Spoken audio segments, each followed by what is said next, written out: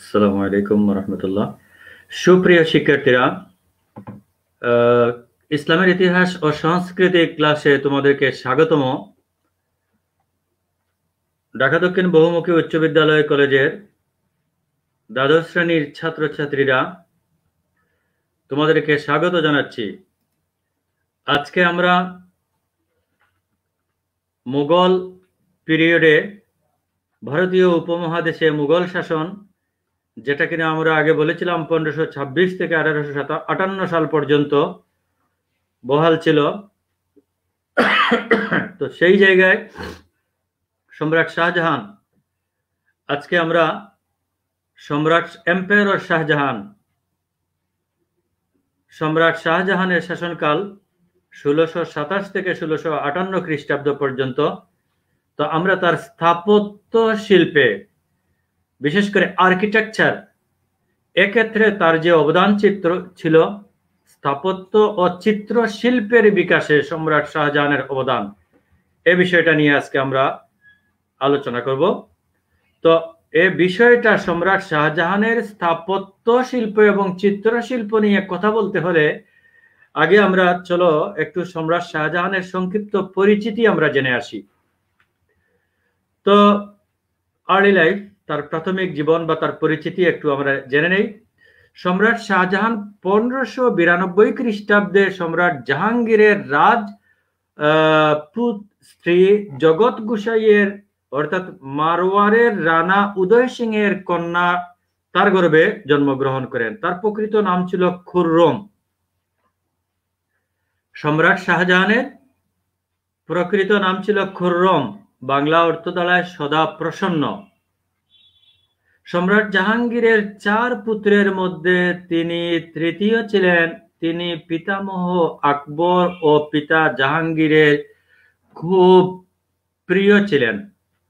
শৈশবে শাহজাদা খুররম মোল্লা কাসিম বেগ তাবরিজি, হাকিম আলী জিলানি, শেখ সুফি, শেখ আবুল খায়ের প্রমুখ সুযোগ্য শিক্ষকদের তত্ত্বাবধানে ফার্সি ভাষা ও সাহিত্য ছাড়াও ইতিহাস, রাষ্ট্রনীতি, ভূগোল, ধর্মতত্ত্ব এবং চিকিৎসা বিদ্যায় বিশেষ পারদর্শিতা অর্জন করেন। যুদ্ধবিদ্যায়ও তিনি ছিলেন দক্ষ। শাহজাদা খুররম বুদ্ধিমত্তা, সাহসিকতার জন্য পিতা সম্রাট জাহাঙ্গীরের বিশেষ প্রিয় ও আস্থাভাজন ছিলেন। তাকে দায়িত্বপূর্ণ রাজকীয় পদ ও উচ্চ মনসব দান করা হয়েছিল। দক্ষ যোদ্ধা ছিলেন বলেই পিতা জাহাঙ্গীর তাকে মেবার ও দাক্ষিণাত্যের আহমদনগর রাজ্যের বিরুদ্ধে সামরিক অভিযানে প্রেরণ করেছিলেন। আহমদনগরের প্রধানমন্ত্রী মালিক অম্বরকে পরাজিত করায় উল্লসিত সম্রাট জাহাঙ্গীর পুত্র খুররমকে শাহজাহান জগতের অধীশ্বর উপাধি দেন এবং কৃতিত্বের পুরস্কার স্বরূপ শাহজাহান গুজরাটের শাসনকর্তার পদও লাভ করেন। তাহলে তোমরা দেখলে যে তার শাহজাহান উপাধি, শাহজাহান মানে জগতের অধীশ্বর, তার পিতা কর্তৃক এ উপাধিটা দেয়া হয়েছিল তার কৃতিত্বের নিদর্শন স্বরূপ। চলো আমরা মূল আলোচনায় যাই। স্থাপত্য চিত্র শিল্পের বিকাশে সম্রাট শাহজাহানের অবদান। চিত্রে তোমরা লক্ষ্য করো, যেটা কিনা জগৎ বিখ্যাত তার যে তাজমহল, তোমরা বাম দিকে উপরে লক্ষ্য করো, তাজমহলের ছবি আছে এবং তার যে অন্যান্য স্থাপনাগুলো রয়েছে সেই স্থাপনাগুলো তোমরা লক্ষ্য করো। আমরা পর্যায়ক্রমে আলোচনা করতে যাচ্ছি। তো আজকের পাঠের বিষয় তোমরা দেখতে পেলে যে স্থাপত্য ও চিত্রশিল্পের বিকাশে সম্রাট শাহজাহানের অবদান। নিশ্চয়ই তোমরা ছবিতে একদিকে তার ছবি, তার দেখতে পাচ্ছ প্রিয়তমা স্ত্রীর ছবি, আর মাঝখানে তোমরা দেখতে পাচ্ছ সেই অনবদ্য শাহজাহানের অমর কীর্তি স্থাপত্য তাজমহলের ছবি। তো আজকে তোমরা বুঝতেই পারছো স্থাপত্য শিল্পে সম্রাট শাহজাহানের অবদান। তোমরা জানবে মোগল শিল্পকলায় সম্রাট শাহজাহানের অবদান চিহ্নিত করতে পারবে। তাজমহল সম্পর্কেও তোমরা জানবে, ময়ূর সিংহাসন সম্পর্কেও তোমরা জানবে। তো এই বিষয়গুলো তোমরা আমরা আগেই উল্লেখ করলাম। এবার আসো স্থাপত্য শিল্প নিয়ে কথা বলি। সম্রাট শাহজাহান ছিলেন সৌন্দর্য পিপাসু শিল্পী মনের। তাকে উপাধি দেওয়া হয়েছে the prince of builders. The prince of builders. Ishwari Prasad বলেন, প্রকৃতিগতভাবে তিনি ছিলেন শিল্পকলা, সৌন্দর্য ও সম্পদের পূজারী। সাম্রাজ্যের আর্থিক প্রাচুর্য সাম্রাজ্যের আর্থিক প্রাচুর্য থাকায় সম্রাট ললিত কলা, বিশেষ করে স্থাপত্য শিল্পের অনবদ্য নিদর্শন রেখেছেন, যা শুধু তার রাজত্ব কালকেই নয়, প্রকারান্তরে মোগল যুগকেই উৎকর্ষ সাধন করেছে।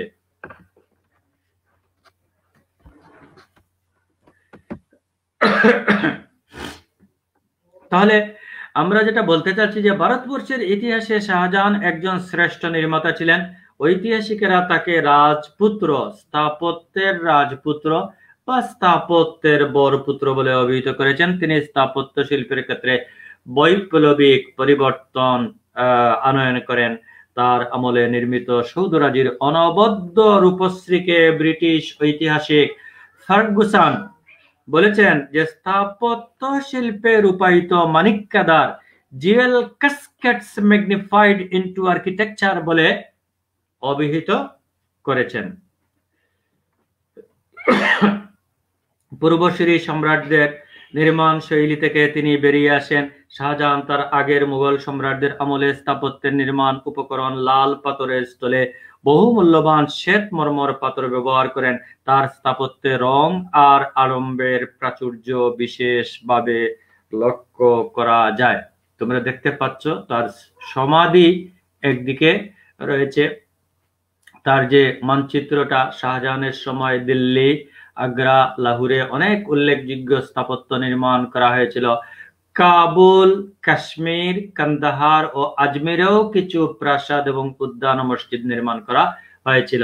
এবার লক্ষ্য করো, রাজধানী আগ্রায় সম্রাট শাহজাহান দিওয়ান-ই খাস, মতি মসজিদ, মুসাম্মাম বুরুজ এবং শীষমহল ইত্যাদি স্থাপত্য নির্মাণ করেছিলেন। স্থাপত্যগুলো চমৎকারভাবে তোমরা এখানে দেখতে পাচ্ছ। মতি মসজিদ। আগ্রার প্রাসাদ দুর্গের অভ্যন্তরে শ্বেত পাথরের তৈরি মতি মসজিদ ছিল নিঃসন্দেহে এক অনন্য কীর্তিময় স্থাপত্য নিদর্শন। সাদুল্লাহ খানের তত্ত্বাবধানে 30 লাখ মুদ্রা ব্যয়ে নির্মিত এ মসজিদ। লাল কেল্লা, এবার দেখো পতাকা উঠছে লাল কেল্লার উপরে। 1638 খ্রিস্টাব্দে তিনি রাজধানী আগ্রা থেকে দিল্লিতে স্থানান্তর করেন। তিনি দিল্লির অধীনে একটি নতুন নগরীর গোড়াপত্তন করেন, তার নাম দেন শাহজাহানাবাদ। এখানে তিনি লাল কেল্লা নামক একটি দুর্গ নির্মাণ করেন।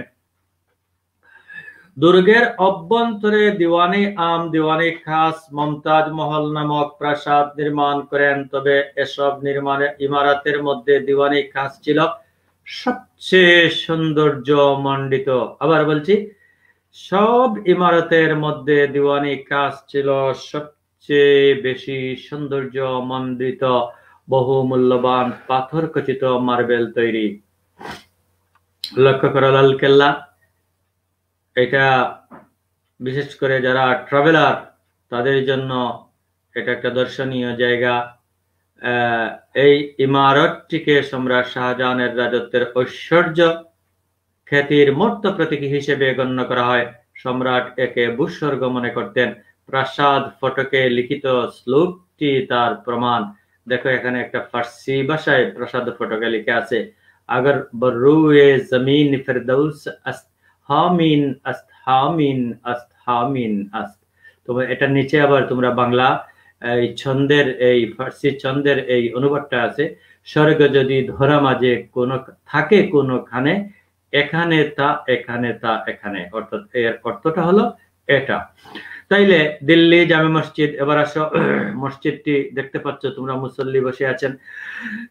মসজিদের ভিতরের অংশটা বাম দিকে এবং সামনের দৃশ্যটা ডান দিকে।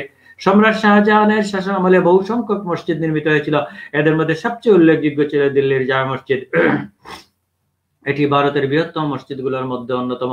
বহু মূল্যবান পাথর ধারা নির্মিত এই মসজিদ তার স্থাপত্য অনুরাগের একটি বিশেষ নিদর্শন। এবার আসো ময়ূর সিংহাসন। পৃথিবী বিখ্যাত ময়ূর সিংহাসন সম্রাট শাহজাহানের নির্মিত অনির্মিত অনুপম শিল্প কীর্তির অন্যতম। শিল্পী বেবাদল খানের তত্ত্বাবধানে প্রায় 8 কোটি টাকা ব্যয়ে 7 বছরে 1628 থেকে 35 খ্রিস্টাব্দ পর্যন্ত এই সিংহাসনটি নির্মিত হয়েছিল। সিংহাসনের স্বর্ণ নির্মিত 4টি স্তম্ভের উপর একটি কারুকার্য মণ্ডিত চন্দ্রাতপ দেওয়া হয়েছিল। লক্ষ্য করো ময়ূর সিংহাসন। প্রতিটি স্তম্ভ শীর্ষে মুখোমুখি বসানো এক জোড়া স্থাপন করা হয়েছিল। বলতো কি এক জোড়া? ছবিতে ময়ূর, এক জোড়া ময়ূর স্থাপন করা হয়েছিল। এদের মাঝখানে ছিল বহুমূল্যবান মণিমুক্তা খচিত ফলবান বৃক্ষ। সিংহাসনে ওঠার জন্য মণিমুক্তা খচিত 3 ধাপ বিশিষ্ট একটি সিঁড়ি ছিল। 1739 খ্রিস্টাব্দে পারস্যের নাদির শাহ ভারত আক্রমণকালে ময়ূর সিংহাসনটি নিয়ে যান। ময়ূর সিংহাসনটি পারস্য থেকে ব্রিটিশরা জাহাজ যুগে দক্ষিণ আফ্রিকা নিয়ে যাওয়ার পথে জাহাজ ডুবিতে এটি হারিয়ে যায়।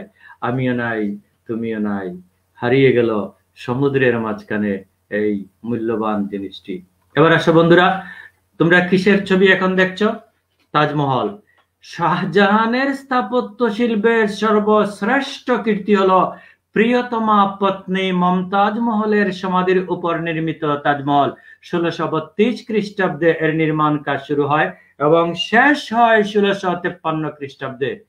প্রিয় শিক্ষার্থীরা, এই স্থাপত্যটি নির্মাণ করতে সম্রাট শাহজাহানের 20,000 দক্ষ শিল্পী ও কারিগরের 22 বছরের পরিশ্রমের ফসল। তাজমহলের স্বপ্ন দ্রষ্টা সম্রাট নিজেই। মূল পরিকল্পনাকারী ছিলেন শিল্পী ইস্ফান্দিয়ার রুমি। প্রধান স্থপতি ইরানের উস্তাদ ঈসা শিরাজি। মরমর পাথরে নির্মিত তাজমহলকে হেভেল ভারতের ভেনাস দ্য মিলো বলে অভিহিত করেছেন।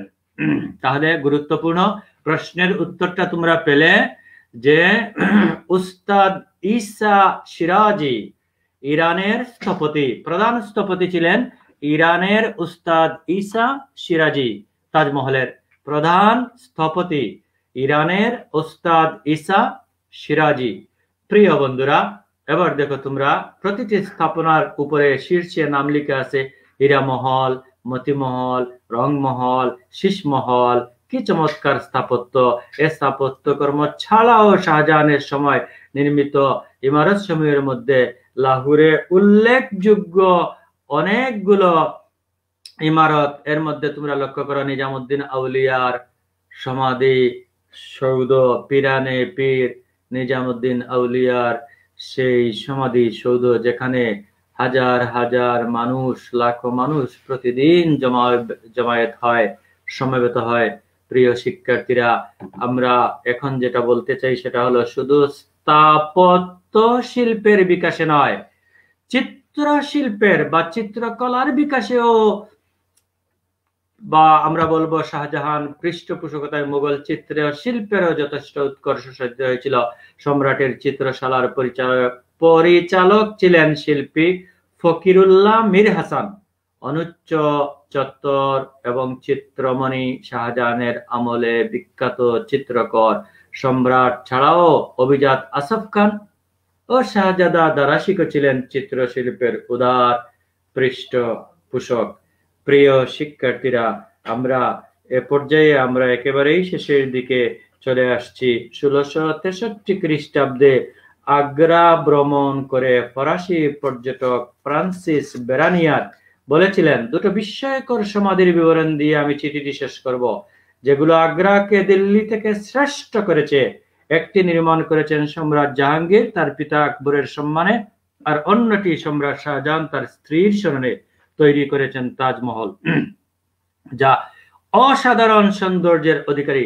এর স্থাপত্যকর্ম ছাড়াও শাহজাহানের সময় নির্মিত উল্লেখযোগ্য ইমারতগুলোর মধ্যে ছিল মতিমহল, রংমহল এবং শীষমহল, হীরামহল, আর যেটা তোমাদেরকে বললাম নিজামুদ্দিন আউলিয়ার মাজার। প্রিয় শিক্ষার্থীরা, আমরা সব শেষে চলে আসছি। সম্রাট শাহজাহানের রাজত্বকালকে আধুনিক গবেষকরা সমৃদ্ধি ও অবক্ষয়ের সন্ধিক্ষণ বলে অভিহিত করেন। ডক্টর ঈশ্বরী প্রসাদ বলেন, গৌরবের উচ্চ শিখর থেকে হঠাৎ করে তিনি একজন দুর্দশাগ্রস্ত বন্দীর অবস্থায় উপনীত হন। অবশ্যই সত্য মেনে নিয়ে বলতে হয়, দোষ গুণে শাহজাহান উচ্চ মর্যাদার অধিকারী এবং বহু গ্লানি থাকা সত্ত্বেও তার রাজত্বকাল মোগল ইতিহাসে চিরস্মরণীয় হয়ে থাকবে। অনেক ঐতিহাসিক তার রাজত্বকালকে মোগল ইতিহাসের স্বর্ণযুগ বলে অভিহিত করেছেন। The golden age of the Mughals, the golden age of the Mughals বলে বা স্বর্ণযুগ বলে অভিহিত করেছেন। সুতরাং আমরা বলবো যে গৌরবময় বিজয়, সুদক্ষ শাসন ব্যবস্থা, সাহিত্য, সংস্কৃতি, স্থাপত্য, শিল্পকলার যে চরম বিকাশ এ সময় মুঘল সাম্রাজ্যে ঘটেছিল, তার ভিত্তিতেই শাহজাহানের রাজত্বকালকে ন্যায়সঙ্গতভাবেই মুঘল ইতিহাসের স্বর্ণযুগ বলে অভিহিত করা যায়। লক্ষ্য করো, আমরা যে কাজগুলো এখন পারবো করতে, সেটা হচ্ছে সম্রাট শাহজাহানের নির্মিত আগ্রার তাজমহল আমরা যদি কোনো সময় পরিদর্শন করি তাহলে আমরা এর বিবরণ লিখতে পারবো। আর তোমাদের পাঠ্যপুস্তকে এবং আমরা যা আলোচনা করলাম স্থাপত্য শিল্পের বিবরণ তোমরা দিতে পারবে। আজকে আলোচনা থেকে স্থাপত্য শিল্পে সম্রাট শাহজাহানের অবদান মূল্যায়ন করতে পারবে। তাজমহল কেন নির্মাণ করা হয়েছিল, তাজমহলের স্বপ্নদ্রষ্টা কে ছিলেন, সে বিষয়গুলো তোমরা জানতে পারবে। তোমরা তোমাদের পাঠ্য বইয়ে, বিশেষ করে যে বইটা তোমাদেরকে প্রেসক্রাইব বই হিসেবে দিয়েছি, সেই বইয়ে তোমরা 210 পৃষ্ঠায় দেখতে পাবে স্থাপত্য শিল্পের বিকাশে সম্রাট শাহজাহানের অবদান। সেখানে গেলে অনেকগুলো ইনফরমেশন তোমরা পাবে। তোমাদের সবাইকে ধন্যবাদ জানিয়ে আজকের ক্লাসের সমাপ্তি এখানে ঘোষণা করা হলো। তোমরা সবাই ভালো থেকো এবং সুস্থ থেকো। তোমাদের সবার মঙ্গল কামনা করে আজকের ক্লাসের সমাপ্তি ঘোষণা করা হলো। Thanks all of you.